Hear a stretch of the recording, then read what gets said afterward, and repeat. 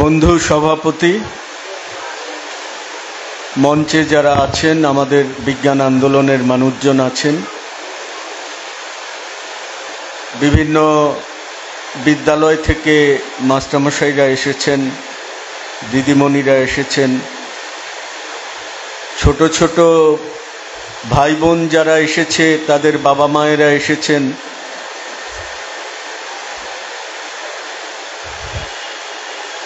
একটা আলোচনা সভায় যখন ছোটরাও থাকে বড়রাও থাকে, তখন যিনি আলোচনা করেন তার পক্ষে খুব বিপদ ঘটে যায়। ছোটদের জন্য বলতে শুরু করলে বড়রা পছন্দ করেন না, আর বড়দের জন্য বলতে শুরু করলে ছোটরাই বা কেন পছন্দ করবেন। দু রকমের মানুষের জন্যেই বলতে পারা, লিখতে পারা, কোনো কিছু করতে পারা খুব কঠিন কাজ। পৃথিবীতে আমরা চার্লি চ্যাপলিনকে দেখেছি, 6 বছরের ছেলে মেয়েদেরও ভালো লাগছে, 70-80 বছরের মানুষদেরও ভালো লাগছে। চার্লি চ্যাপলিন তো পৃথিবীতে একজনই জন্মেছেন। আমরা সত্যজিৎ রায়কে দেখেছি, গোপীগাইন বাঘাবাইন ছবি করেছেন। ছোটরা এক ধরনের মজা পাচ্ছে, বড়রা বুঝতে পারছে যুদ্ধের বিরুদ্ধে তিনি কথা বলতে চাইছেন। কাজেই যে কাজ চার্লি চ্যাপলিন করতে পারেন, যে কাজ সত্যজিৎ রায় করতে পারেন, সে কাজ আমার মতো একজন অপাঙ্ক্তেয় হোমোসেপিয়েন্সের পক্ষে করা সম্ভব নয়। আমি মানুষ শব্দটা উচ্চারণ করলাম না, কেউ আমাকে রাগ করবেন না। আজকাল 4-5টা দেখলে না আমার এই শব্দটা একটু কম বলতে ইচ্ছে করে।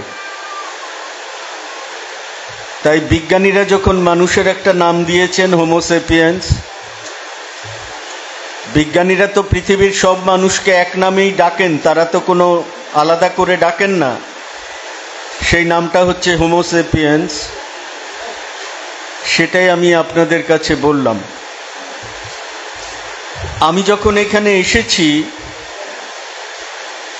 আমাকে পেছনে বন্ধুরা যে ঘরটিতে বসিয়েছিলেন,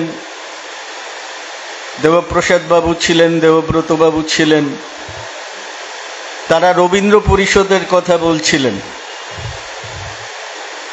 আমি আজকের যিনি সভাপতি তাকেও জিজ্ঞেস করলাম, দেবপ্রসাদ বাবু আমার বন্ধু মানুষ, মুখোমুখি তার সঙ্গেই প্রথম দেখা, কিন্তু তার সঙ্গে আলাপচারিতা বহুকাল। যেই ঘরে আজকে আমাদের আলোচনা সভা হবে সেটা কাদের অধীনে আছে, তিনি বললেন যে রবীন্দ্র পরিষদের এইটা ঘর, এবং রবীন্দ্র পরিষদ কাটোয়া একটা খুবই নামকরা প্রতিষ্ঠান, আমার চেয়ে আপনারা অনেক বেশি জানেন। আমি তাই ঠিক করেছি আমার আলোচনার শুরুতে, আমার আলোচনার একটা শিরোনাম আছে, বিজ্ঞান আমাদের কি শেখায়। কাজেই আমি যেটা ভেবেছি যে রবীন্দ্রনাথকে দিয়েই আমরা আলোচনাটা শুরু করি, এবং দেখব আলোচনাটা যখন শেষ করব আমরা রবীন্দ্রনাথকে দিয়ে শেষ করতে পারি কিনা। 1986 সাল এই পশ্চিমবঙ্গ বিজ্ঞান মঞ্চ যারা আজকে এই আলোচনা সভার আয়োজন করেছে, সেটি সে বছরই তৈরি হয়, 1986 সাল। এবং আমার যে সময় থেকে তৈরি হয়েছে সে সময় থেকেই তার সঙ্গে থাকবার সুযোগ ঘটেছে।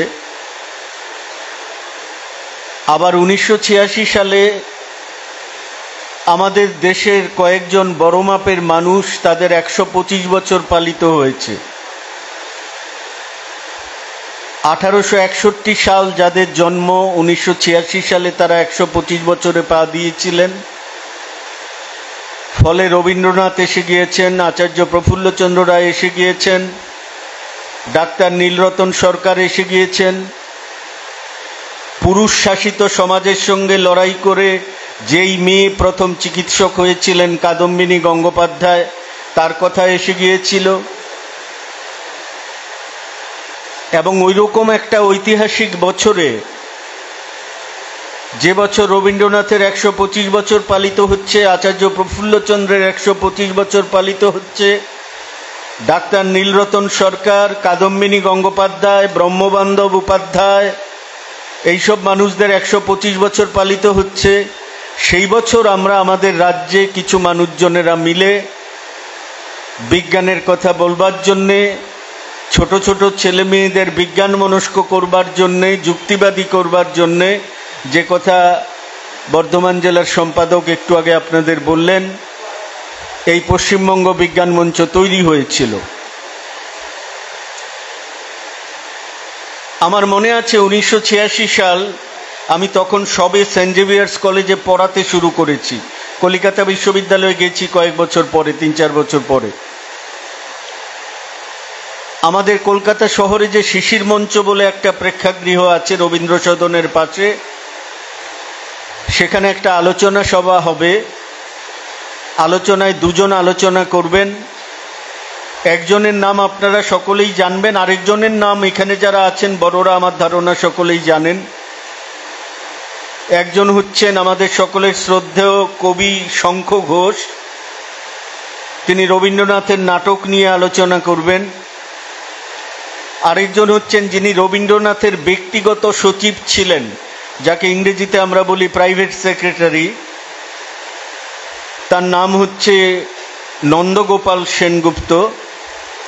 খুব বেশি দিন ছিলেন না, রবীন্দ্রনাথের শেষ বয়সে তিনি কিছুদিন রবীন্দ্রনাথের প্রাইভেট সেক্রেটারি। মানে কি, রবীন্দ্রনাথ সকাল থেকে রাত অবধি কী করবেন না করবেন তার ডায়েরি লেখা, রবীন্দ্রনাথের চিঠিপত্র এলে সেগুলো খুলে ভাগ করা, কোনো কোনো চিঠি রবীন্দ্রনাথ নিজে লিখবেন, কোনো কোনো চিঠি তারা লিখে দেবেন, রবীন্দ্রনাথ সই করবেন, এইসব কাজ তাকে করতে হতো। তো বুঝতেই পারছেন এরা দুজন আলোচনা করবে। আমি আপনাদের বলি, আমি এরকম খুব জীবনে কম দেখেছি যে আলোচনা শুনবার জন্যে যেই শ্রোতারা লাইন দিয়েছিলেন, সেই লাইন শিশির মঞ্চ ছাড়িয়ে, পরের রাস্তা ছাড়িয়ে বহুদূর চলে গিয়েছিল, মূল রাস্তা ছাড়িয়ে বক্তৃতা শুনবার জন্যে লাইন। যাদবপুর বিশ্ববিদ্যালয়ের অনেক ছেলেমেয়েরা এসেছিল, কারণ তাদের মাস্টারমশাই শঙ্খ ঘোষ, তিনি নাটক নিয়ে বলবেন। তো সেখানে যিনি রবীন্দ্রনাথের ব্যক্তিগত সচিব ছিলেন নন্দগোপাল বাবু, তিনি একটা বক্তৃতা করলেন, ছোট বক্তৃতা, খুব বড় না, তার বয়স হয়েছিল অনেক। শঙ্খবাবুর বয়স তখন কম। তার বক্তৃতা থেকে আমি একটা দুটো কথা আজকে আপনাদের বলতে চাই এবং এইটা বলে আলোচনা শুরু করতে চাই। নন্দগোপাল বাবু বললেন যে রবীন্দ্রনাথ হচ্ছেন এমন মানুষ যিনি যত রকমের চিঠি আসতো সব রকমের চিঠির উত্তর দিতেন। এরকম কখনো ঘটেনি যে রবীন্দ্রনাথ কোনো চিঠির উত্তর দেননি। মানে অত্যন্ত অপ্রয়োজনীয় আপনার আমার কাছেই মনে হতে পারে, অথচ রবীন্দ্রনাথ তাকে কিন্তু উত্তর দিয়েছেন। তো তিনি বলছেন আমরা সব চিঠিগুলো ভাগ করে বুঝতাম। বাইরে থেকে অনেক বড় মাপের মানুষেরা অনেক জরুরি বিষয় নিয়ে রবীন্দ্রনাথের সঙ্গে যখন লেখালেখি করতেন তখন সেই চিঠি আলাদা করে দিতাম আমরা, কারণ রবীন্দ্রনাথ বলেই ছিলেন তিনি সেই চিঠির উত্তর নিজে লিখবেন। রবীন্দ্রনাথ কত চিঠি লিখেছেন জানেন তো? বিশ্বভারতী 19 খণ্ডে তার চিঠি বের করেছে। কিন্তু পৃথিবীতে কোনোদিন কারো বলার সুযোগ আসবে না যে রবীন্দ্রনাথের বোধহয় আজকে সব চিঠি বেরিয়ে গিয়েছে, এই কথা বলা তো সম্ভব নয়। কোথায় কার কাছে কোন চিঠি পড়ে আছে কে বলবে? প্রচুর চিঠি লিখেছেন জীবনে তিনি, যা আমাদের সম্পদ। আজকাল চিঠি লেখার অভ্যেস ফুরিয়ে গেছে, বড় মাপের মানুষের আজকাল চিঠি লেখে না, ওই ছোট যন্ত্রটা নেয় তার মধ্যে লেখে, তারপর মুছে ফেলে কিছুক্ষণ পরে, অথবা যেই কোম্পানি এই মোবাইল চালায় তারাই কিছুদিন পরে মুছে দেয়। রবীন্দ্রনাথের কাছে একজন চিঠি লিখে জানতে চেয়েছিলেন দাড়ি রাখিলে কি লোকেরা বেশি দিন বাঁচে? এখন প্রশ্নটা শুনে একবার ভাবুন, রবীন্দ্রনাথকে এই প্রশ্নের উত্তর দিতে হবে। কিন্তু আমাকে দেখে বুঝতে পারছেন আমার কাছে এর উত্তর জানাটা খুব জরুরি ছিল, কারণ আমার এই জিনিসগুলোতে আমি কখনো হাত দিইনি আজও পর্যন্ত জন্মের পরে। কাজে আমি কতকাল বেঁচে থাকবো এটা জানা তো অন্তত আমার কাছে জরুরি। আর কারো কাছে না হোক, সব মানুষের কাছে সবার বেঁচে থাকাটা জরুরি মনে হয় না, কিন্তু প্রত্যেক মানুষ তার নিজের কাছে বেঁচে থাকাটা জরুরি মনে করে। তা আমি একটু কান পেতে শুনতে চাইলাম যে রবীন্দ্রনাথ কি লিখেছিলেন। তিনি বললেন যে রবীন্দ্রনাথ তাকে 2 লাইনের উত্তর দিয়েছিলেন। বলেছিলেন, দাড়ি রাখিলে লোকেরা বেশি দিন বাঁচে কিনা তাহা জানিতে হইলে জীবনে আমাকে 2 বার বাঁচিতে হয়, একবার দাড়ি রাখিয়া এবং একবার না রাখিয়া। এখন দেখুন, এই যে কথাটা রবীন্দ্রনাথ লিখলেন, এটা কিসের ফল? মানুষ যদি যুক্তিবাদী হন, মানুষ যদি বিজ্ঞান মনস্ক হন, তবেই এরকম লিখতে পারেন। আপনারা দেখবেন, আমি অনেক সময় ছোটদের কাছে গেলে বলি, ক্লাস 5, 6, 7 কোনো একটা ক্লাসে লোহায় মরচে পড়বার একটা পরীক্ষা পড়তে হয়। কি করি আমরা? 2টো পরীক্ষা নল নিই, তার মধ্যে জল নিই, চকচকে গোটা 5-10টা আলপিন দিয়ে দিই, একটার জলটাকে ফুটিয়ে তার ভেতরে বাতাস বের করে মোম গলিয়ে মুখটা বন্ধ করে দিই যাতে বাতাস আর আসা যাওয়া না করতে পারে, আরেকটা খোলা থাকে। কয়েকদিন পরে কি হয়, যার মুখ খোলা আপনারা জানেন তার আলপিনগুলো মরচে পড়ে যায়, যার মুখ বন্ধ থাকে তার আলপিনগুলো চকচক করতে থাকে। তখন বিজ্ঞানের বইয়ে মোটা মোটা হরফে লেখা হয় যে তাহলে এ থেকে প্রমাণিত হলো যে লোহায় মরচে পড়তে গেলে বাতাসের প্রয়োজন পড়ে। তা আমি অনেক সময় ছোটদের কাছে গিয়ে বলি, কথাটা শুনতে উদ্ভট, কিন্তু ছোটরা আমার সঙ্গে মাথা নাড়ে, আমাকে সমর্থন করে। আমি ছোটদের বলি, আচ্ছা তোমাদের কি মনে হচ্ছে না যে এই 2খানা পরীক্ষা নল, একটা হচ্ছে দাড়িওয়ালা রবীন্দ্রনাথ, আরেকটা দাড়ি ছাড়া রবীন্দ্রনাথ? এটা তো উদ্ভট কথা, তাই না? পরীক্ষা নলকে কি করে রবীন্দ্রনাথ হতে পারে? কিন্তু ছোট ছোট ছেলে মেয়েগুলো বুঝে যায় যে আমি কি বলতে চাই। এইটাই হচ্ছে বিজ্ঞান। চোখের সামনে যা ঘটছে তাকে আমাকে মানতে হবে। আমি নিজে রসায়নের ছাত্র। আপনাদের মনে পড়বে যারা উচ্চ মাধ্যমিকে রসায়ন করেছেন, একটু আধটু গবেষণাগারে মানে স্কুলের যে পরীক্ষাগার থাকে, একটু পরীক্ষা নিরীক্ষা করেছেন, কি থাকে? বুলেট পিপেট থাকে। মাস্টারমশাইরা একটু মিলিয়ে নিতে পারবেন। ধরুন আমি একটা বিকারের মধ্যে খানিকটা অ্যাসিড নিলাম, কি ক্ষার নিলাম, সাধারণত আমরা বিকারে ক্ষার নিয়ে থাকি, আর বুলেট থেকে ফোঁটা ফোঁটা করে অ্যাসিড ফেললাম, এবং আমরা দেখলাম যে এই যে ক্ষার তাকে প্রশমিত করবার জন্যে কতটা অ্যাসিডের দরকার পড়ে। তাকে কি বলি আমরা? ক্ষারমিতি, অম্লমিতি এইসব বলি। আমি শক্ত বিজ্ঞান কিছু বলবো না, এটুকুই, কেউ ভয় পাবেন না। মাস্টারমশাই আমাদের বলে দিতেন কতবার করতে হবে পরীক্ষাটা? 3 বার। একবার বিকারে যদি 25 সিসি নেন, তারপরে তাকে দিয়ে ফোঁটা ফোঁটা করে ফেলে প্রশমিত করবেন, সঙ্গে নির্দেশক বা ইন্ডিকেটর দিতে হবে, তারপরে ঝাঁকিয়ে টাকিয়ে দেখে ফেলে দেবেন, লিখে রাখবেন কতটা লেগেছে। পরের বার আবার করবেন, একই রকম পরীক্ষা, আবার লিখে রাখবেন কতটা লেগেছে। তারপরের বার আবার করবেন, একই পরীক্ষা, লিখে রাখবেন কতটা লেগেছে। কিন্তু মাস্টারমশাই মাঝে একখানা কথা বলতেন, এটা নিশ্চয়ই আপনাদের মনে থাকবে অনেকের, যে যদি তুই দেখিস প্রথম এবং দ্বিতীয়বার একই ফল এসছে, তাহলে তৃতীয়বার করতে হবে না। প্রথমবার ধর তুই ফল পেলি 19.7, পরের বার পেলি 19.9, তাহলে তৃতীয়বার করতে হবে আরেকটা, দেখতে হবে ঠিক কত হলো, তারপর 3টে গড় করতে হবে। কিন্তু প্রথমবার 19.7, পরের বারও যদি 19.7 পাওয়া যায়, তাহলে আর তৃতীয়বার করতে হবে না, 19.7ই তোরা ফল হিসেবে ধরবি। আমি কেন এই পরীক্ষাটার কথা বললাম? পরীক্ষাটা শেখাবো বলে নয়। বিজ্ঞান আমাদের বলছে যে একবার পরীক্ষা করে কোনো কিছু বলা যাবে না পৃথিবীতে, বারবার যাচাই করে দেখতে হবে একই ফল পাচ্ছ কিনা, এবং বারবার যাচাই করলে যদি একই ফল পাওয়া যায় তবেই সেখান থেকে বিজ্ঞানের সূত্র আমরা বলতে পারবো। আমি এখানে নবম দশম শ্রেণীর ছাত্র যারা আছো বা তার উপরে অভিভাবক বা শিক্ষক যারা আছেন তারা তো আছেনই, আপনাদের একটা ছোট্ট উদাহরণ দিই কাকে বিজ্ঞান মনস্ক বলে বুঝতে পারবেন। আমরা অনেকেই অ্যাভোগাড্রোর সূত্র পড়েছি। প্রমাণ চাপ এবং তাপমাত্রায় 1 গ্রাম আণবিক পরিমাণ কোনো কিছু, তার আয়তন হচ্ছে 22.4 লিটার। এ খুব পরীক্ষায় আসে, এবার না এলে পরের বার আসবে। অ্যাভোগাড্রো একজন ইতালির বিজ্ঞানী, তার নাম আমেদিও অ্যাভোগাড্রো। তিনি বললেন যে না না, আমি এটাকে আমার সূত্র বলতে রাজি নই, আমি বলবো এটা আমার প্রকল্প। ইংরেজিতে আমরা সূত্রকে বলি ল, প্রকল্পকে বলি হাইপোথিসিস। সূত্র মানে কিন্তু তার আভিজাত্য অনেক বেশি।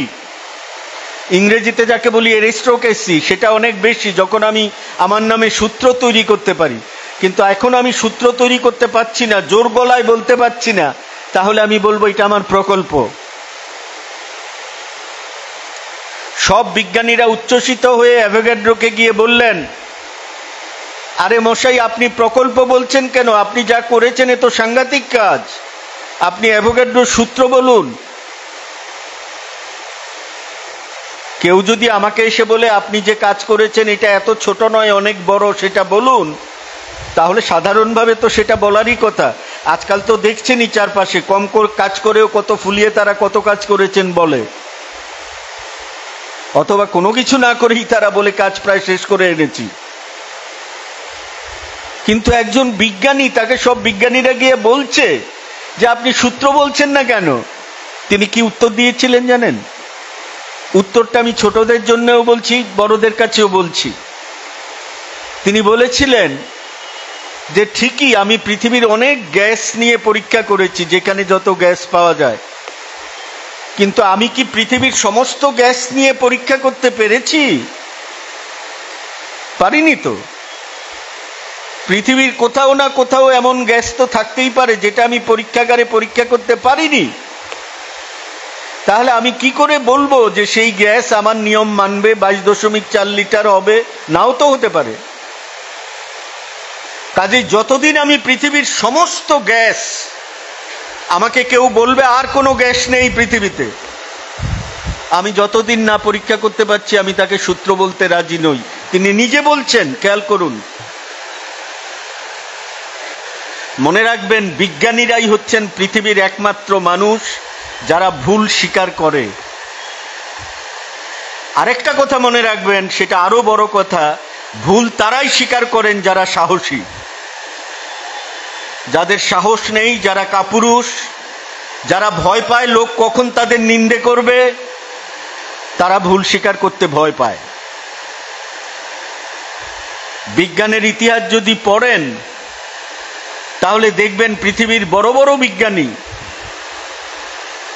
তারা এক সময় যে কাজ করেছেন পরে বুঝতে পেরেছেন যে ঠিক হয়নি, তারা নিজেরা বলেছেন যে আমার এটাতে এই ভুল আছে, এটা ঠিক করা উচিত। কখন বলতে পারেন একজন মানুষ? সমাজ জীবনেও মনে রাখবেন সেই মানুষই ভুল স্বীকার করতে পারে।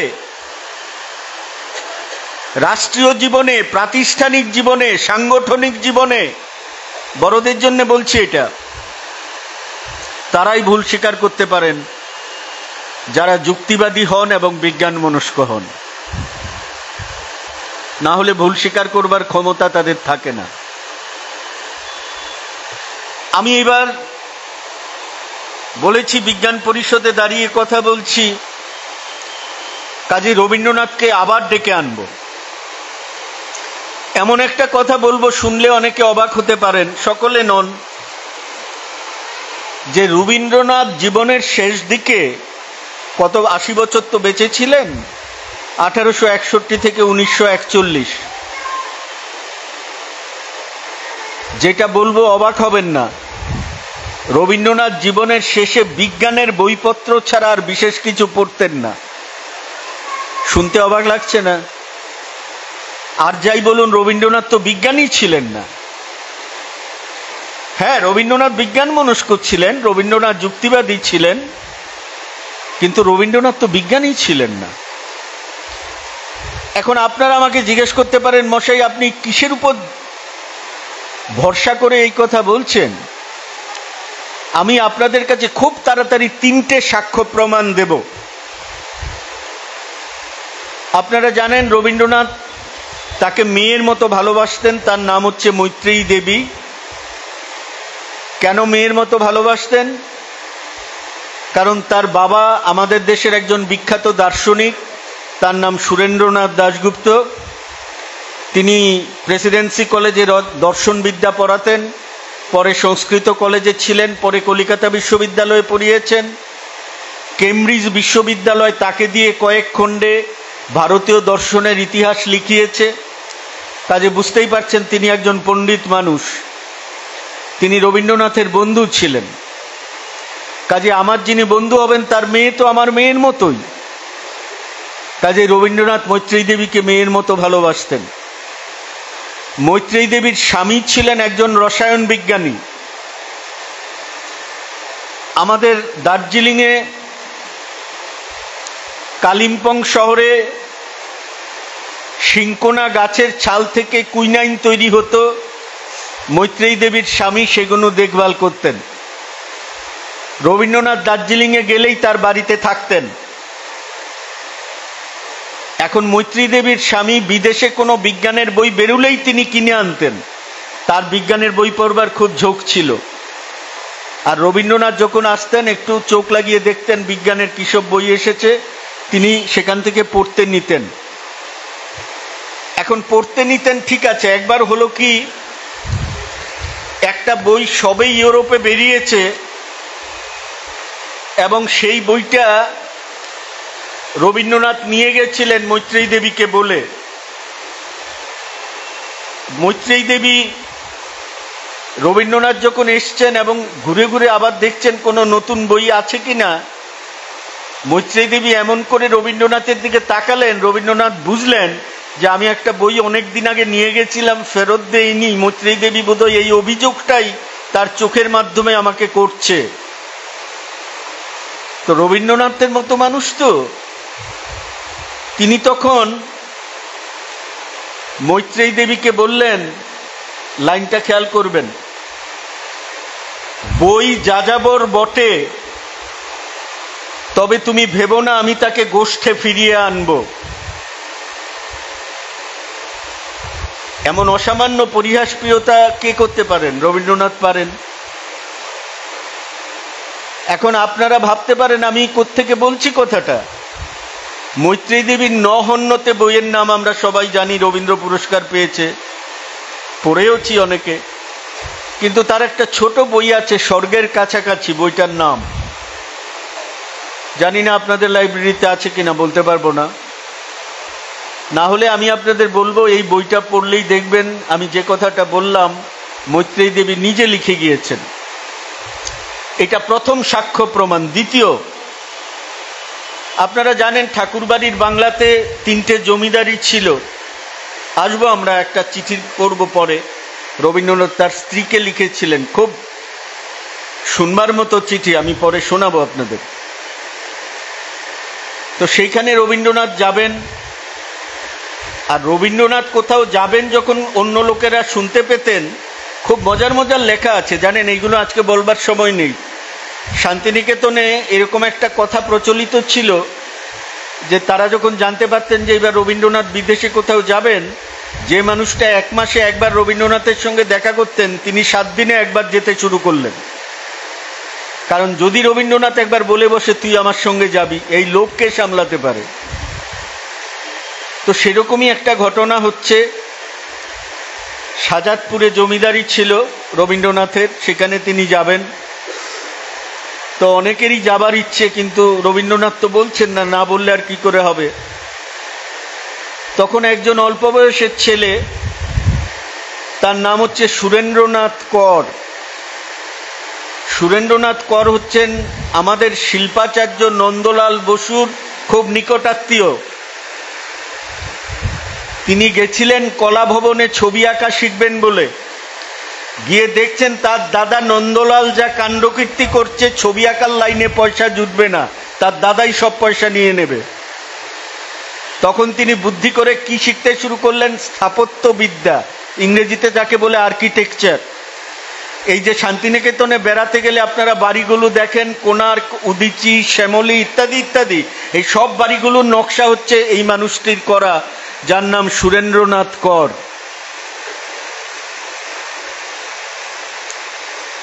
তিনি একটা স্মৃতিকথা লিখে গেছেন, লিখেছেন, আমি তো অবাক, তখন আমার বয়স কম, আমি কলা ভবনের ছাত্র। রবীন্দ্রনাথ আমায় বলল, তুই আমার সঙ্গে বেড়াতে যাবি।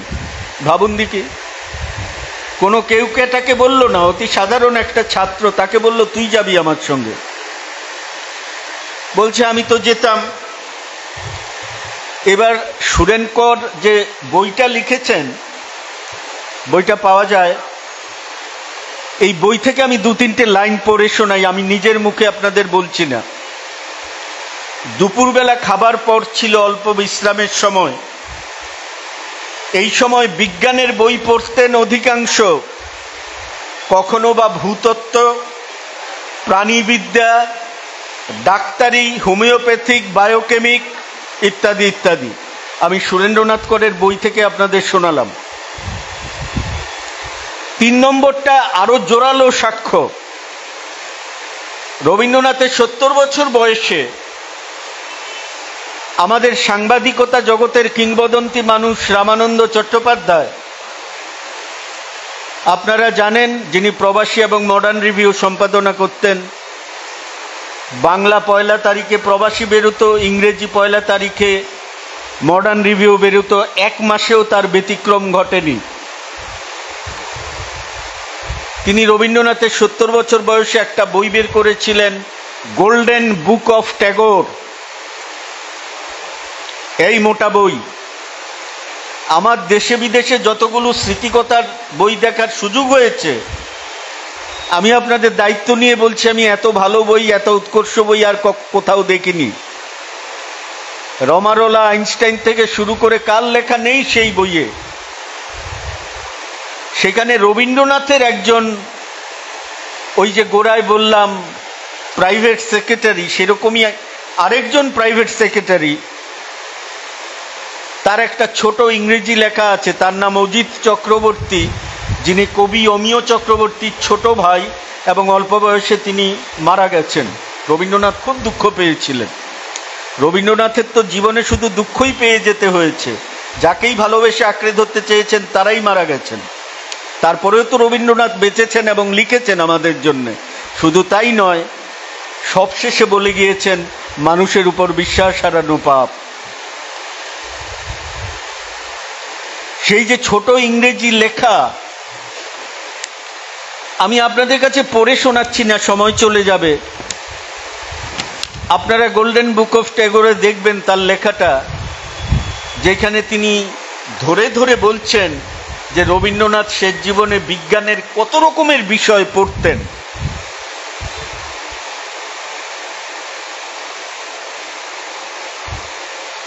এখন রবীন্দ্রনাথের বিজ্ঞান ভাবনা নিয়ে আমি যে গোড়াতে এই কথাগুলো বললাম, কেন বললাম? কারণ রবীন্দ্রনাথ পৃথিবীর একজন শ্রেষ্ঠ মানুষ, আমাদের তো শ্রেষ্ঠতম পুরুষ। ভারতীয় হিসেবে আমরা গর্ব অনুভব করি, পৃথিবীর একমাত্র দেশের নাগরিক আমরা, যেই দেশে একজন কোনো স্কুল কলেজ বিশ্ববিদ্যালয়ে পড়েনি, অথচ যাকে বাদ দিয়ে আমাদের দেশের কোনো স্কুল কলেজ বিশ্ববিদ্যালয় চলে না। পৃথিবীর কোথাও এরকম দেশ আর নেই। এই রবীন্দ্রনাথের কাছে আমরা আবার যাব, খানিকটা পরে যাব। এবার আমি আপনাদের কাছে যে কথা কটা বলতে চাই,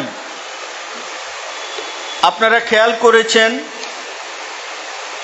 যে আমি আপনাদের বলেছি যে আজকে আমাদের আলোচনার বিষয় হচ্ছে বিজ্ঞান আমাদের কি শেখায়। আমি কতগুলো ছোট ছোট প্রশ্ন করে করে এগিয়ে যাব, কারণ ছোটরা এখানে আছে। ধরুন, প্রথমে যদি আমি বলি যে আমাদের এই পৃথিবীতে কি আগে এসেছে, বিজ্ঞান না প্রযুক্তি? বিজ্ঞানের ইংরেজি হচ্ছে সায়েন্স, প্রযুক্তির ইংরেজি হচ্ছে টেকনোলজি। আপনারা জানেন যে যাকে আমরা বিজ্ঞান বলি সেটা তো প্রযুক্তি নয়, যাকে আমরা প্রযুক্তি বলি সেটাও বিজ্ঞান নয়, কিন্তু এই দুয়ের মধ্যে কিন্তু খুব নিবিড় সম্পর্ক আছে। এমন নয় যে এদের মধ্যে কোনো সম্পর্ক নেই। কিন্তু উত্তরটা কি, বিজ্ঞান আগে এসেছে না প্রযুক্তি? আমাদের উত্তর হচ্ছে প্রযুক্তি। এই পৃথিবীতে বিজ্ঞান আগে আসেনি। কেন প্রযুক্তি আগে এলো, বিজ্ঞান আগে এলো না, এরকম কোন প্রশ্ন কি করা যায়? কেন প্রযুক্তি আগে এলো, বিজ্ঞান আগে এলো না? ধরুন, একজন মানুষ, আদিম পশু শিকার করে ফলমূল আহরণ করে, এই হচ্ছে তার খাবার। একটা মোটা পাথর নিয়ে একটা পশুর দিকে ছুঁড়ে মেরেছে, পশুটা বীভৎস চিৎকার করে জঙ্গলে ঢুকে গেছে, খুঁজে পাওয়া যায়নি। সে বুঝতে পারেনি পশুটা মারা গেল কি গেল না, কিন্তু সে তার অভিজ্ঞতা দিয়ে বুঝলো যে আমি যে পাথরটা ছুঁড়ে মেরেছি তার সামনের দিকটা যদি একটু সুচলু হতো তাহলে তার গায়ে গেঁথে যেত, তাহলে বোধহয় এইভাবে ছুটে যেতে পারতো না, সে মরে যেত। আমি এবার একটা ছোট্ট গল্প বলি যা আমার জীবনে ঘটেছে। আমি একবার পুরুলিয়া গেছি, বিজ্ঞান কেন্দ্রে একটা আলোচনা আছে। তো বিজ্ঞান কেন্দ্রে গিয়ে দেখছি সে আমাকে চেনে, আমি তাকে চিনিনি। প্রথমে এসে ঢিপ করে আমাকে একটা প্রণাম করে বলল, স্যার আমি এই বিজ্ঞান কেন্দ্রে চাকরি করি, আমাদের যে ইন্টারভিউ হয়েছিল, বিআইটিএম এ ইন্টারভিউ হয়েছিল, আপনি আমাদের ইন্টারভিউ বোর্ডে ছিলেন। তা আমি খুব খুশি হলাম, কারণ চাকরি দেবার ক্ষমতা তো আমাদের নেই, বুঝতেই পারেন। কাদের ক্ষমতা আছে দেখতেই পান, কি করে চাকরি পাওয়া যায় সেটাও দেখতে পান, সেটা তো আর আজকে আমাদের আলোচনার বিষয় নয়। তা আমি খুব খুশি হলাম যে যাই হোক, এরকম একটা অন্ধকারের মধ্যে একজন বলছে আমি তাকে চাকরি দিয়েছি, ইন্টারভিউতে পাশ করিয়েছিলাম, ভালো। এবার সে কি করলো জানেন, এরকম এত বড় একটা গামলা মতো আছে, তার মধ্যে কয়েক হাজার আলপিন বসানো আছে, আলপিন। আমাকে বলল, স্যার আপনি একটু উঠে দাঁড়াবেন। তা আমি ভাবলাম যে ছেলেটা তো আমায় বললো চাকরি দিয়েছিলাম, চাকরি না দিলে না হয় এরকম শাস্তির কথাও আমায় বলতে পারত। আমি তখনও বুঝতে পারিনি যে আমার জানা ছিল না, ভাবনায় আসেনি। ছেলেটা বেশি কিছু সুযোগ না দিয়ে করলো কি, তার একটা চপ্পল পরা ছিল, পা থেকে খুলে ওর উপর দাঁড়িয়ে পড়লো, দাঁড়িয়ে নামলো। এবার আমাকে বললো, এবার যদি না উঠি বুঝতেই পারছেন, এ তো মানে লজ্জার তো আর শেষ থাকবে না। তো আমি একটু ভয়ে ভয়ে উঠে দাঁড়ালাম, পায়ে থেকে জুতো খুলে দাঁড়ালাম, আর দেখলাম বেশ আরাম বোধ হচ্ছে, আরাম পাচ্ছি। তখন আমার সব নানা জিনিস মনে হতে থাকলো, যে বাজারে আজকাল কি আকুপাংচার চটি পাওয়া যায়, তাতে নাকি পা ভালো থাকে, ব্যায়ামের মতো কাজ করে। মাথায় তো নানান রকমের বুদ্ধি এসে যায়। আমার মহাভারতের কথা মনে হলো, যে ভীষ্ম যখন মারা যাচ্ছে, মারা যাবার সময় তার শেষ ইচ্ছে, ভীষ্ম বলছে আমি সরসজ্জায় আমার জীবন যাতে যায় আমি সেইটা প্রার্থনা করি। সরসজ্জা মানে অনেকগুলো তীরকে আপনি দেবেন দাঁড় করিয়ে, তার উপর তার মৃতদেহটা শুয়ে দেওয়া হবে।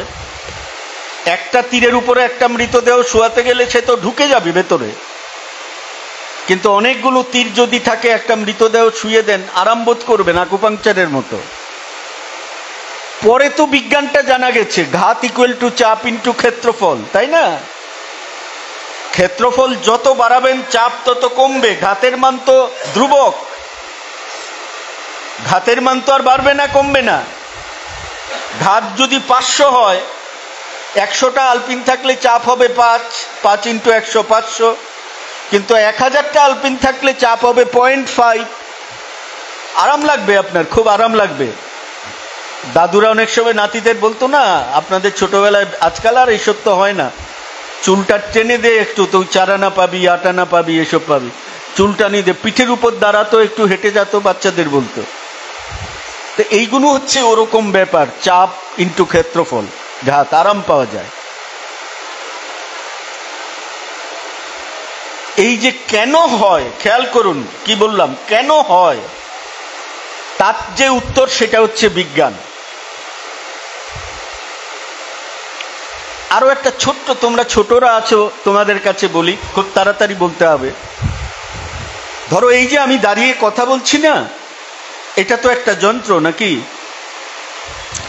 ধরো একজন আদিবাসী মানুষ, যিনি কোনোদিন এটা দেখেননি জীবনে, হঠাৎ কলকাতা গেছেন, গিয়ে দেখছেন গড়ের মাঠে কিছু বাবুলোক, মানে ভদ্রলোক, কলকাতার ভদ্রলোক, কি একটা সামনে ঝোলানো আছে, আস্তে আস্তে কথা বলছে, সারা মাঠের লোকেরা শুনতে পাচ্ছে। সে তো দেখে খুব অবাক হলো, ফিরে এলো। সে বেশ কয়েক বছর পরে তার ছেলেকে নিয়ে কলকাতায় গেল, গিয়ে গড়ের মাঠে গেল, একই ব্যাপার দেখলো। ছেলেকে বলছে, বাবা আচ্ছা বলতো, ওই যে ঝোলানো আছে এটা কি করে? ছেলে জানবে কি করে, সেও তো দেখেনি। এখন বাবা তো সুযোগ পেয়েছে, তাকে একটু শিক্ষকতা করতে হবে। সে বলল, জানিস না তো, এটার মধ্যে যদি ফিস ফিস করে কথা বলিস তাহলে জোরে শোনা যাবে। ঠিকই তো, কিছু ভুল তো বলেনি। আচ্ছা এবার আমায় বলুন তো, এই যে উত্তরটা বাবা দিলেন, এর জন্য তো বাবার লেখাপড়ার দরকার নেই, বিজ্ঞানের কোনো ডিগ্রির দরকার নেই। কিসের দরকার? কিসের দরকার? অভিজ্ঞতা, এক্সপেরিয়েন্স। একবার কখনো চোখে দেখতে হবে। কিন্তু আমি আপনাদের বলি, যদি আপনাদের জিজ্ঞেস করি, কলেজ, স্কুল, বিশ্ববিদ্যালয়ের অনেক মাস্টারমশাই উত্তর দিতে পারবেন না। যে আমি যদি বলি যে ঠিক আছে, আমি ফিস ফিস করে কথা বললে জোরে শোনা যাচ্ছে, এ তো বোঝা গেল। কেন জোরে শোনা যাচ্ছে? কেন? যদি কেন শোনা যাচ্ছে আমাকে জানতে হয়, তাহলে শব্দবিজ্ঞান, চৌম্বক বিজ্ঞান, তড়িৎ বিজ্ঞান, দুনিয়ার অনেক কিছু একসঙ্গে টেনে আনতে হবে, টেনে এনে আমাকে ব্যাখ্যা করতে হবে। ভালো পদার্থবিদ্যা না জানলে আমি তার উত্তর বলতে পারবো না। সেই জন্য ছোট্ট করে মনে রাখতে হলে আপনারা মনে রাখতে পারেন, হোয়াট ইট ডাজ। আমি যদি প্রশ্ন করি, তার উত্তরটা হচ্ছে প্রযুক্তির উত্তর, হোয়াট ইট ডাজ। আমি যদি জিজ্ঞেস করি হাউ ইট ডাজ, তার উত্তর হচ্ছে বিজ্ঞানের উত্তর।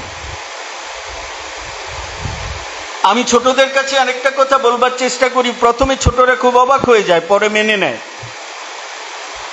যে দেখুন, পৃথিবীতে কিন্তু একজনও বিজ্ঞানী নেই যিনি নতুন কিছু আবিষ্কার করেন। শুনলে কেমন লাগছে না কথাটা?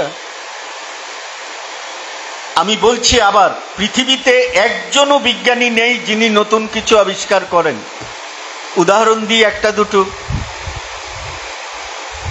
নিউটনের একটা গল্প আমরা পড়েছি, কি আপেল বাগানে বসেছিলেন, টুক করে আপেল পড়লো। সে গল্প সত্যি হোক মিথ্যে হোক যাই হোক, কিন্তু আপনারা আমাকে বলুন তো, নিউটনের জন্মাবার আগে পৃথিবীতে কি মহাকর্ষ অভিকর্ষ ছিল না? ছিল কি ছিল না? ছিল। এই যে আর্কিমিডিসের প্লবতা সূত্র, জাহাজ জলে ভাসে কেন, লোহা ডুবে যায় কেন? জলের প্লবতা ধর্মের জন্য তো। আচ্ছা, এই জলের প্লবতা ধর্মটা কি আর্কিমিডিসের আগে ছিল না? ছিল। বাড়িতে গিয়ে ভাববেন, কোন একটা বিজ্ঞানের আবিষ্কার আমাকে বলবেন যে এই বিজ্ঞানী প্রথম আবিষ্কার করেছেন, এর আগে পৃথিবীতে ছিল না। তাহলে ছিল কি হিসেবে? ছিল প্রকৃতির সূত্র হিসেবে ছিল, লজ অফ নেচার। বিজ্ঞানীদের কাজ হচ্ছে প্রকৃতির মধ্যে যে সূত্র লুকিয়ে আছে, প্রথম সেই সূত্রের অনুসন্ধান করে মানুষের কাছে পৌঁছে দেয়া। কিন্তু প্রযুক্তি যারা করেন, ইঞ্জিনিয়ার, একটা ছোট্ট খেলনা তৈরি করলেও তিনি নতুন করেছেন, এটা পৃথিবীতে এর আগে ছিল না। তাই বলে কি বিজ্ঞানীদের আমরা ছোট করে ভাবতে শিখব? না, শিখব না, কখনো শিখব না। এখান থেকে চলে যাব অন্য জায়গায়। শেষ যে কথাটা বলে, দেখুন এই পৃথিবীতে যদি চাকা এবং আগুন আবিষ্কার না হতো, একেবারে ছোটবেলা থেকে আপনারা পড়েছেন, ইতিহাস বইয়ে পড়েছেন, বিজ্ঞানের বইয়ে পড়েছেন, সকলে পড়েছেন, এই পৃথিবীর বড় দুটো আবিষ্কার হচ্ছে আগুন আবিষ্কার আর চাকা আবিষ্কার, তাই না? আচ্ছা, আপনারা কেউ কখনো ভেবেছেন যে মানুষ যদি আগুন না নেভাতে জানতো, মানুষ যদি চাকাকে না থামাতে জানতো, মানুষের কোনো কাজে লাগতো? বলুন আমাকে। পৃথিবীতে আমাকে একটাও প্রযুক্তি দেখাতে পারবেন না, একটাও, মানুষ যদি তাকে থামাতে না জানতো, মানুষের কল্যাণে কাজে লাগানো যেত না। আমি মজা করে অনেক সময় বলি যে এইখানে এই যে 16-17 বছরে অনেকে কি করেন, পুরুষোচিত হয়ে উঠতে হবে না, আর প্রথম থেকে তো অভ্যেস নেই, আজকাল সব নতুন নতুন বেরিয়েছে সব, তখন তো ওইসব ব্লেড এইসব দিয়ে করতে হতো, আর যখন আসতো কি হতো, এখানে রক্ত এখানে রক্ত, ফটকরি দাও, অমুক দাও, তমুক দাও, হতো না? কয়েকবার দাড়ি কাটবার পরে আর হতো কি? আর হতো না। কেন হতো না? কারণ আপনি ততদিনে শিখে গিয়েছেন এই ব্লেডটা আপনার গালে ঠিক কতটুকু চাপ দিতে হবে। কাকে আমরা বলি সবচেয়ে বড় শল্য চিকিৎসক? কাকে বলি? ধরুন 5 জন নিউরোসার্জন আছে, আমরা বলছি এই হচ্ছে সবচেয়ে বড় নিউরোসার্জন। কেন? আমি তো বিজ্ঞান, চিকিৎসা বিজ্ঞান জানি না, কিন্তু এইটা আমি বোধহয় জানি যে তিনি যখন আমার শরীরে তিনি কাজ করবেন, ব্যবচ্ছেদ করবেন, একটা স্নায়ুর কোনো একটা অংশ তাকে কাটতে হবে, তার আশপাশে যে সংবেদনশীল অনেক অঙ্গ প্রত্যঙ্গ আছে, তিনি যদি খুব উঁচু মাপের চিকিৎসক হোক, এমনভাবে কাটবেন যে তার আশপাশে কোনোটারই কোনো কিছু হবে না। কিন্তু তিনি যদি ওই বিদ্যাটা ভালো করে রপ্ত না করেন, কোনো একটা কেটে যাবে, কোনো একটা ছিঁড়ে যাবে, হবে না? কাজে মনে রাখবেন, পৃথিবীতে কোনো প্রযুক্তি নেই, মানুষ যদি তাকে থামাতে না জানে, তাহলে তাকে মানুষের কাজে লাগানো যায়। এখন কৃত্রিম বুদ্ধিমত্তা নিয়ে অনেক আলোচনা হচ্ছে, আর্টিফিশিয়াল ইন্টেলিজেন্স। আমি আপনাদের একটা কথা বলি, তোমাদের ছোটদের কাছেও বলছি, দেখো আমরা এখন খুব 5 বর্গ করলে কত? 25, 3 বর্গ 9, 4 বর্গ 16, 16 আর 9 যোগ করলে কত? 25। তাহলে আপনি যদি একটা সমকোণী ত্রিভুজ তৈরি করেন যার 3টে বাহু 4, 5, তাহলে পিথাগোরাসের উপপাদ্য সেখানে সত্যি হবে। কিন্তু মনে রাখবেন, যে কোনো 3টে সংখ্যা দিয়ে কিন্তু পিথাগোরাসের উপপাদ্য তৈরি করা যায় না। আমাদের দেশের একজন মন্ত্রী, তিনি আবার বিজ্ঞানে ডক্টরেট করেছেন, এটাও মনে রাখবার মতো। তিনি হঠাৎ করে বললেন যে আমরা যেটা ছেলেবেলায় পিথাগোরাসের উপপাদ্য বলে পড়েছি, সেটা কেন পড়ব? এটা তো আমাদের দেশে আবিষ্কার হয়েছে, আমাদের দেশের একজন গণিতজ্ঞ আবিষ্কার করেছেন, কাজে পিথাগোরাস বাদ, এখন আমাদের দেশের গণিতজ্ঞের নামে পড়ব। এখন সাংবাদিকদের তো অনেক রকমের চেহারা থাকে, বুঝতেই পারেন। 2-4 জন তো সাংবাদিক থাকে, তাদের মেরুদণ্ডগুলো একটু আলাদা রকমের। তারা কি করলেন জানেন? তারা একজন মানুষের কাছে গেলেন, আপনারা নামটা মনে রাখবেন, পরে বাড়িতে গিয়ে দেখবেন। মানুষটার নাম হচ্ছে মঞ্জুল ভার্গব। মঞ্জুল ভার্গব ওই সুনিতা উইলিয়ামসের মতোই তিনি বিদেশেই জন্মেছেন। সুনিতা উইলিয়ামস তো আমাদের দেশে জন্মাননি, তার বাবা আমাদের দেশের মানুষ ছিলেন।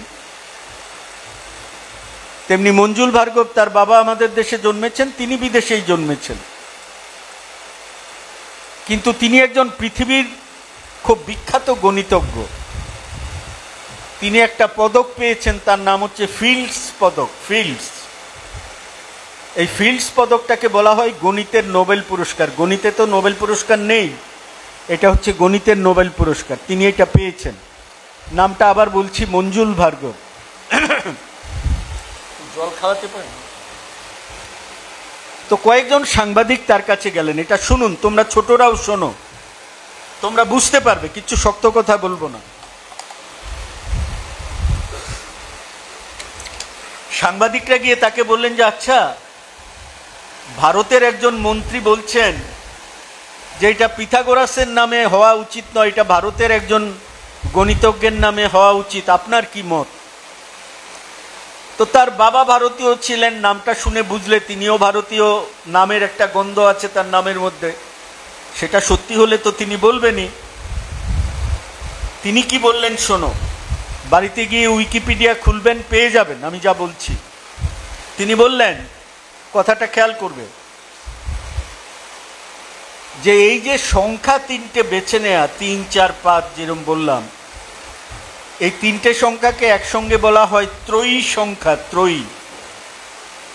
এই ধরনের সংখ্যা কিন্তু পিথাগোরাস যখন বেঁচে ছিলেন তার সময়ই প্রথম বাছা হয়েছে। কাজেই এই যে উপপাদ্যের প্রাথমিক ধারণা, সেটা পিথাগোরাসের সময় থেকেই তৈরি হয়েছে।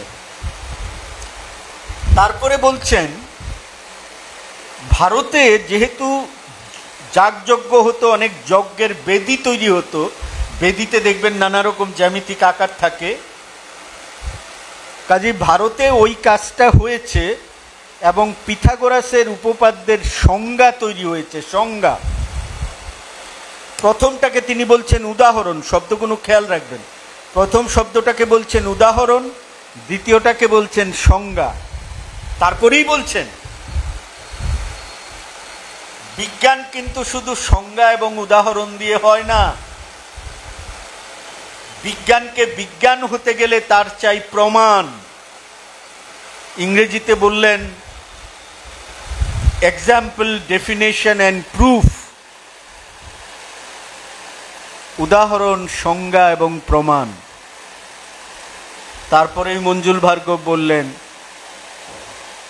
তার প্রাথমিক ধারণা তৈরি হয়েছে পিথাগোরাসের দেশে,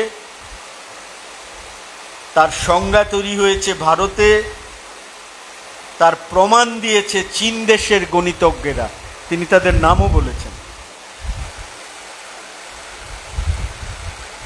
এই যে আমি কথাটা বললাম, এটা তো এই সময়ের কথা বলছি, এই সময়ের কথা। আমি আপনাদের বলবো 100 বছরের আগে ফিরে যান। ছোটরা যদি বাড়িতে জিজ্ঞেস করে ভারতে আধুনিক বিজ্ঞানের জনক কে, ভারতে 2 জন বিজ্ঞানীর নাম বলতে হয়।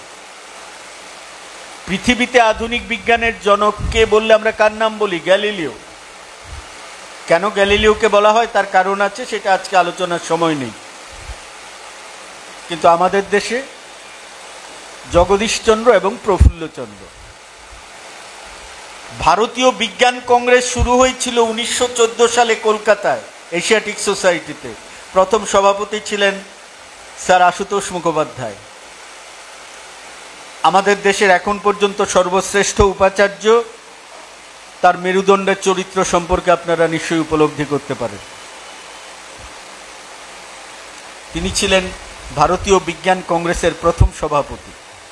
1900 ভাগ হয়নি, লাহোরে যে ভারতীয় বিজ্ঞান কংগ্রেস হয়েছিল তার সভাপতি ছিলেন জগদীশচন্দ্র বসু।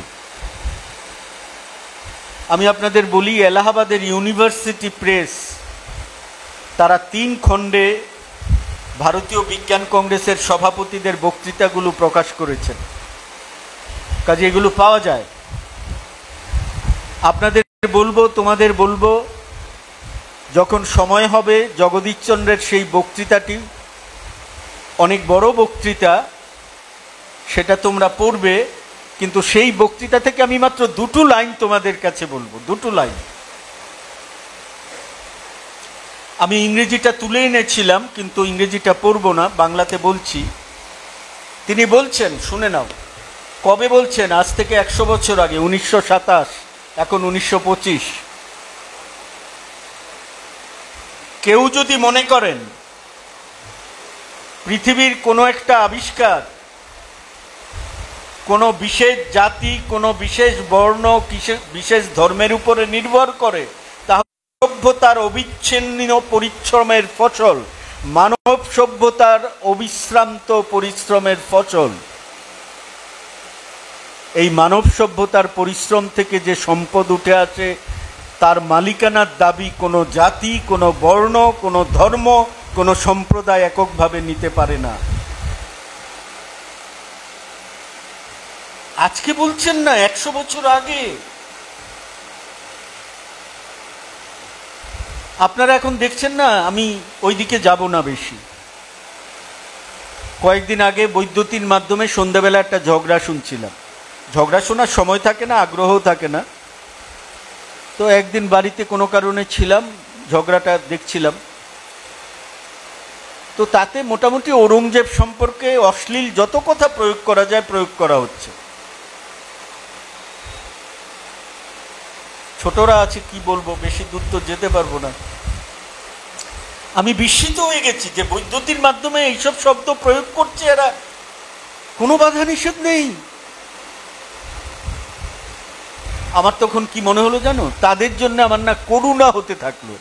যারা ওখানে বসেছে ঝগড়া করবার জন্য, তাদের জন্য আমার কিরকম করুণা হতে থাকলো। করুণা। বেচারীরা জানেও না, অথবা জানে বলবে না। আমি একজন আধুনিক বিজ্ঞানীর কথা বললাম, জগদীশচন্দ্র। আরেকজন বাদ যাবেন? প্রফুল্লচন্দ্র বাদ যেতে পারেন? প্রফুল্লচন্দ্রের বয়স যখন 71 বছর, 1932 সাল, 2 খণ্ডে তিনি তার বাংলা হয়েছে, তার নাম আত্মচরিত। সেই বই থেকে আমি একটা দুটো লাইন আপনাদের শোনাচ্ছি। 1885 সাল, আমি আর 3-4 মিনিট সময় নেব। 1885, 5 মিনিট নেব। 1885 সাল জাতীয় কংগ্রেস আমাদের দেশে তৈরি হয়েছে। প্রফুল্লচন্দ্র কোন বিশ্ববিদ্যালয়ে গবেষণা করতে গেছেন? এডিনবরা, যাকে আমরা এডিনবার্গ বিশ্ববিদ্যালয় বলি, স্কটল্যান্ডের খুব নামকরা, কেমব্রিজ অক্সফোর্ডের সঙ্গে লড়াই করে। এবং সেখানে দুটো বিষয়ে পৃথিবীর সবচেয়ে বিখ্যাত ছিল, একটা মেডিসিন, একটা কেমিস্ট্রি। রচনার বিষয় কি জানেন? India before and after mutiny. Bangla করলে সিপাহী বিদ্রোহের আগের এবং পরের ভারত। তাহলে একজন ভারতীয় ছাত্র যদি প্রতিযোগিতায় অংশ নেয়, তাকে কি লিখতে হবে? সিপাহী বিদ্রোহের আগে ভারতের চেহারা কেমন ছিল লিখতে হবে, সিপাহী বিদ্রোহের পরে ভারতের চেহারা কেমন ছিল লিখতে হবে। তার মানে সিপাহী বিদ্রোহের আগে মোগলরা ছিল, মোগলদের কথা লিখতে হবে। সিপাহী বিদ্রোহের পরে ইস্ট ইন্ডিয়া কোম্পানি, ইংরেজরা এসেছে, তাদের কথা লিখতে হবে। তাতে কি হবে? আমি যখন পড়ব রচনাটা, আমি বুঝবো এই ছেলেটা ইংরেজকে ভক্ত না মোগলদের ভক্ত। ইংরেজের ভক্ত হলে তাকে ফিরিয়ে নিয়ে বড় চেয়ার দেব। আমাকে পছন্দ না করলে আর চেয়ার দেবেন কেন, বুঝতেই পারেন। আর যদি দেখি মোগলদের ভক্ত হয়, তাকে আর ধারে কাছে আসতে দেব না। সেই জন্য এরকম বিষয়ের রচনা। অভিসন্ধিটা খেয়াল করবেন একবার। প্রফুল্লচন্দ্র রসায়নের ছাত্র হয়ে 1885 সালে রচনা প্রতিযোগিতায় রচনা লিখেছেন। অসামান্য রচনা লিখেছেন, অসামান্য। যারা দেখেছে তারা তার ইংরেজির উচ্ছ্বসিত প্রশংসা। কিন্তু যেই ছেলে ইংরেজের বিরোধিতা করে মোগলদের প্রশংসা করে, তাকে পুরস্কার দেওয়া যায়? কি লিখেছেন আমি একটা লাইন আপনাদের বাংলায় শোনাই রচনা থেকে। শুনতে একটু অদ্ভুত লাগবে, কিন্তু ইংরেজিটা তিনি এইভাবেই লিখেছেন। মাননীয় ভাইসরয় বৃন্দ, মাননীয় ভাইসরয় বৃন্দ, আমি আপনাদের বলতে চাই, আপনাদের যে ভাইসরয়কে আপনারা সবচেয়ে বেশি ভালো বলে বিবেচনা করেন, তার চেয়েও মুঘল সম্রাটেরা প্রজাদের প্রতি কল্যাণকর ছিলেন। আমি জানি আপনারা সঙ্গে সঙ্গে বলবেন, আপনি নিশ্চয়ই মহান আকবরের কথা বলছেন। না মাননীয় ভাইসরয় বৃন্দ, আমি আকবরের কথা বলছি না, আমি সম্রাট ঔরঙ্গজেবের কথা বলছি। আপনাদের যিনি সর্বশ্রেষ্ঠ ভাইসরয়, তার চেয়ে সম্রাট ঔরঙ্গজেব তার প্রজাবৎসলতা এবং প্রত্যুৎপন্ন মতিত্ব সকলের চেয়ে বেশি ছিল। প্রজাবৎসলতা ও প্রত্যুৎপন্ন মতিত্ব। ওই বৈদ্যুতিন মাধ্যমে বসে যারা ঝগড়া করছে তাদের কাছে এই খবর পৌঁছয়নি যে আচার্য প্রফুল্লচন্দ্র রায়েরও ঔরঙ্গজেব সম্পর্কে কোনো একটা লেখা আছে। আচার্য যদুনাথ সরকারের তো আছেই। তাহলে আমরা যখন আজকে আলোচনা করছি বিজ্ঞান আমাদের কি শেখায়, আমরা কি যে দুজন মানুষ আমাদের দেশে আধুনিক বিজ্ঞানের জনক তাদের মত পথের অনুসারী হব না ভিন্ন পথের অনুসারী হব? শেষ করব যে কথাটা বলে, রবীন্দ্রনাথের সবচেয়ে প্রিয় বন্ধু ছিলেন জগদীশচন্দ্র। আমি বলেছি চেষ্টা করব রবীন্দ্রনাথকে শেষে আবার আমার সামনে দাঁড় করাবো। একটা কাহিনী বলি, শুনলে মন খারাপ হবে আপনাদের। কেমব্রিজ বিশ্ববিদ্যালয়ের একজন অধ্যাপক ছিলেন, তার নাম লর্ড রেলে। 1902 সালে নোবেল 2 কি 4 দেখে নেবেন, 1904 সালে সম্ভবত নোবেল পুরস্কার পেয়েছিলেন। তিনি কলকাতায় এসেছেন। জগদীশচন্দ্র তার কাছে কেমব্রিজ বিশ্ববিদ্যালয়ে পড়েছেন।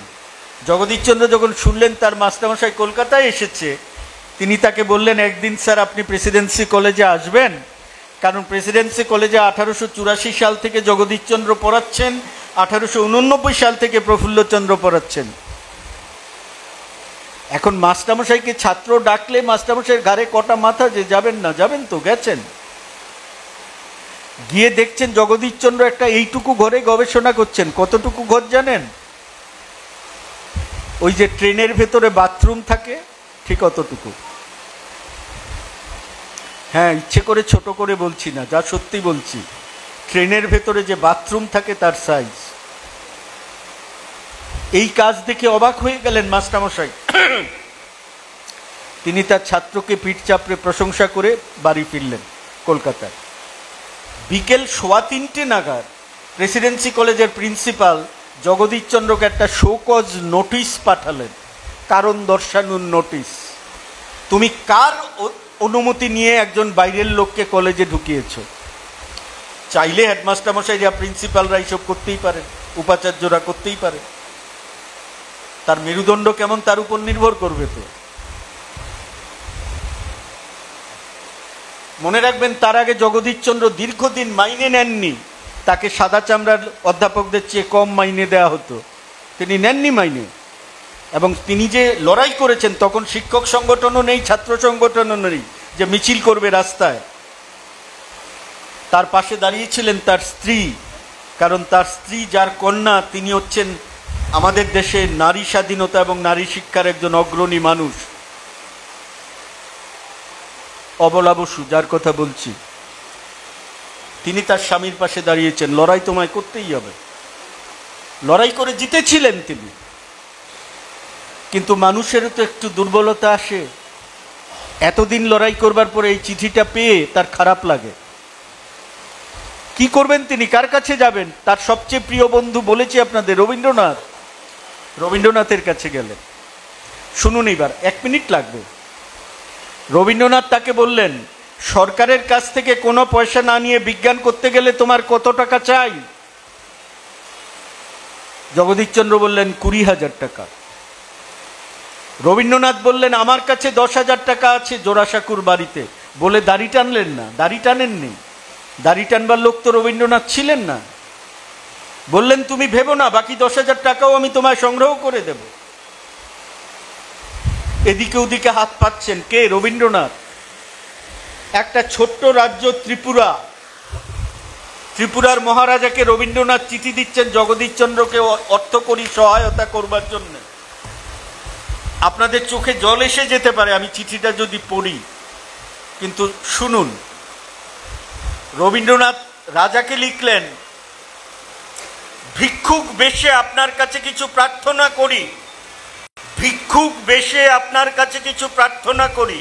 রবীন্দ্রনাথ লিখছেন,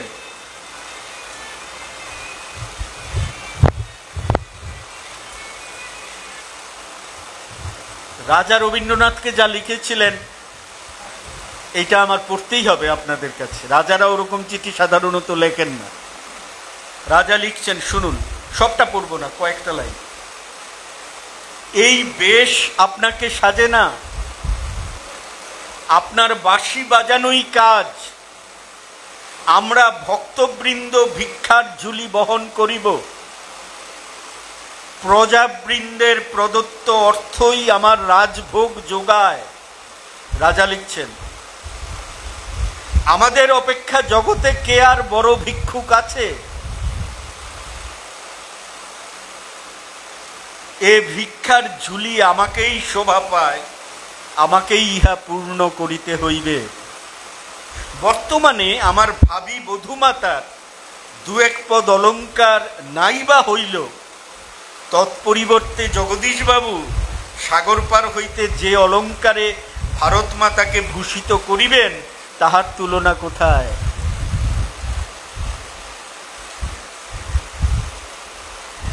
রাজার সঙ্গে রবীন্দ্রনাথের একটা নিবিড় সম্পর্ক। রবীন্দ্রনাথ ত্রিপুরাতে 7 বার গিয়েছেন, 7 বার, 7 টাইমস। একবার রাজা রবীন্দ্রনাথকে বললেন যে, আচ্ছা, আপনার জগদীশচন্দ্রের জন্য এত উতলা হয়ে পড়েন কেন আপনি? এটা বলে আমি আমার আলোচনা শেষ করছি। আলোচনা শুরু করেছিলাম রবীন্দ্রনাথের বিজ্ঞান মনস্কতা এবং যুক্তিবোধের পরিচয় দিয়ে। আমি জানি একটা জিনিস আপনারা চাইবেন, আমি বলেছিলাম রবীন্দ্রনাথের স্ত্রীর কাছে লেখা চিঠি শোনাবো। ঠিক আছে, আর 2 মিনিট সময় আমি নেব। এই চিঠিটা আপনাদের শোনানো দরকার। স্ত্রীকে লিখেছেন তো। রাজা যখন বলছে এত উতলা হয়ে পড়েন কেন,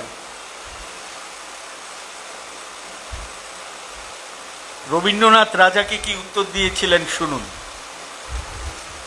আলোচনা শুরু করেছিলাম একটা ঘটনা থেকে, রবীন্দ্রনাথের যুক্তিবোধ এবং বিজ্ঞান মনস্কতা। এই চিঠিতে দেখুন রবীন্দ্রনাথ কোন চোখে দেখছেন বিজ্ঞানকে। রবীন্দ্রনাথ রাজাকে লিখছেন, শুনুন, ছোট্ট 2 লাইন। কেবল জগদীশ বাবুর কার্যে আমি মান, অপমান, অভিমান কিছুই মনে স্থান দিতে পারি না। লোকে আমাকে যাহাই বলুক এবং যতই বাধা পাই না কেন, তাহাকে মানে জগদীশ বাবুকে, তাহাকে বন্ধন মুক্ত, ভার মুক্ত করিতে পারিলে আমি কৃতার্থ হইব। রবীন্দ্রনাথ বলছেন, ভাবুন, তাহাকে আমি বন্ধন মুক্ত, ভার মুক্ত করিতে পারিলে কৃতার্থ হইব। শেষ লাইনটা শুনুন, চমকে যাবেন। ইহা কেবল বন্ধুত্বের কার্য নহে, স্বদেশের কার্য। জগদীশচন্দ্র তার কাছে ছিল আইডেন্টিটি অফ দি স্টেট।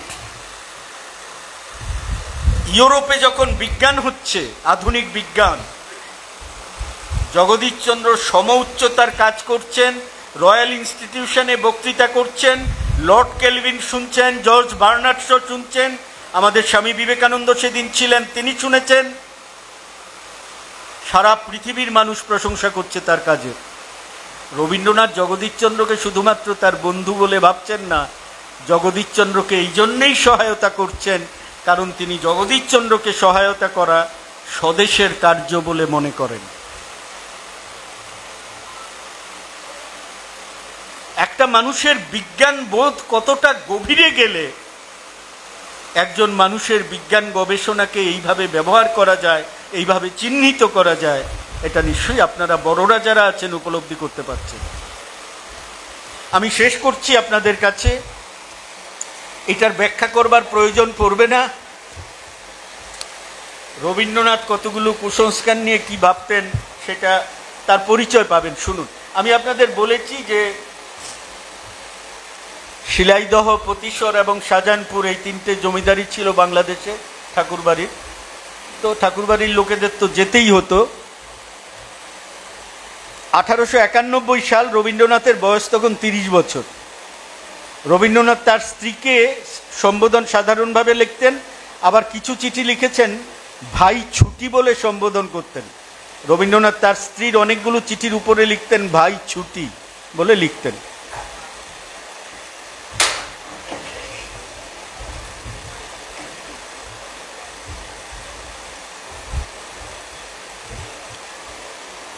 সবটা চিঠি পড়ার দরকার নেই, যেটুকু পড়ব বলেছি শুনুন, শুনবেন একটু ভালো করে। ভাই ছুটি, আজ সকালে এই অঞ্চলের একজন প্রধান গণৎকার আমার সঙ্গে দেখা করতে এসেছিল। সমস্ত সকালবেলাটা সে আমাকে জ্বালিয়ে গেছে। গণৎকার বুঝতে পারছেন তো? হ্যাঁ, হাত দেখা, কুষ্টি, ঠিকুজি, গ্রহরত্ন, ভাষা থেকেই বুঝবেন রবীন্দ্রনাথ কোন চোখে তাকে দেখছেন। এই অঞ্চলের একজন প্রধান গণৎকার আমার সঙ্গে দেখা করতে এসেছিল। সমস্ত সকালবেলাটা সে আমাকে জ্বালিয়ে গেছে। বেশ গুছিয়ে লিখতে বসেছিল, বকে বকে আমাকে কিছুতেই লিখতে দিলে না। আমার রাশি এবং লগ্ন শুনে গুণে কি বললে জানো? কথাটা খেয়াল করবেন, গুণে কথাটা খেয়াল করবেন। আমি সুবেশী, সুরূপ, রংটা সাদায় মেশানো শ্যামবর্ণ, খুব ফুটফুটে গৌরবর্ণ নয়। আশ্চর্য, কি করে গুণে বলতে পারলো বলো দেখি? আরে রবীন্দ্রনাথ তো সামনে বসে আছেন, অথচ জ্যোতিষী বলছেন আপনার রাশি বলুন, আপনার লগ্ন বলুন, আমি বলে দেব আপনি কেমন দেখতে।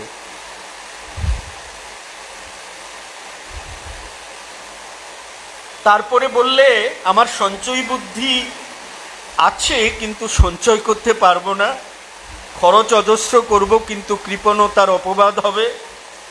মেজাজটা কিছু রাগী, এই লাইনটা খেয়াল করুন, মেজাজটা কিছু রাগী। তারপর প্রথম বন্ধনীর মধ্যে লিখেছেন, এটা বোধহয় তখনকার আমার মুখের ভাবখানা দেখে বলেছিল।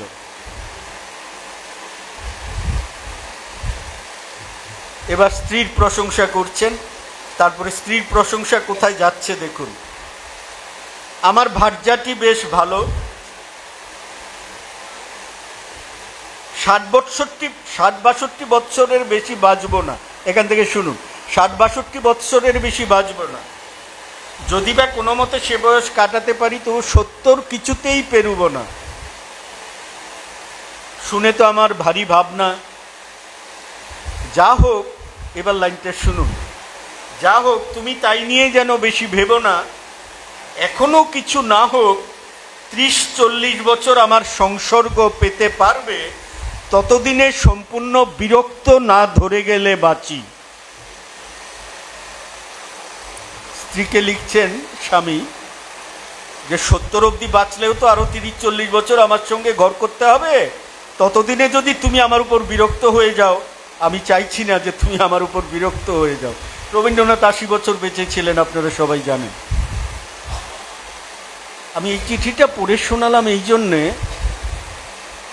যে রবীন্দ্রনাথ তো একটা মহাসাগর, তাকে নিয়ে আলোচনা কখনো শেষ হতে পারে? আমি আমার আলোচনার শুরুতে রবীন্দ্রনাথকে এনেছি, শেষে রবীন্দ্রনাথকে এনেছি। আমাদের বিজ্ঞান মনস্কতা এবং যুক্তিবোধ তা প্রতিষ্ঠা করবার জন্য বিজ্ঞানীদের কিছু উপলব্ধির কথা আপনাদের কাছে হাজির করেছি, এবং এর জন্যে আমার যে বলতে পারেন আমি যে উৎসাহ বোধ করেছি, যখন আমার বন্ধুরা আমাকে বললেন যে আপনি এমন একটি আলোচনা সভা করবেন যেই আলোচনা গৃহটি রবীন্দ্রনাথের নামেই উৎসর্গীকৃত এবং রবীন্দ্র পরিষদেরই আলোচনা সভা এখানে সংগঠিত হয়। আমি শুধু আপনাদের বলবো, আমাদের আগামী দিনের কাজ ভয়াবহ এবং কঠিন ও গভীর। আপনারা ছোট ছোট ছেলে মেয়েদের ভেতরে এই যুক্তিবোধ এবং বিজ্ঞান মনস্কতা গড়ে তুলুন।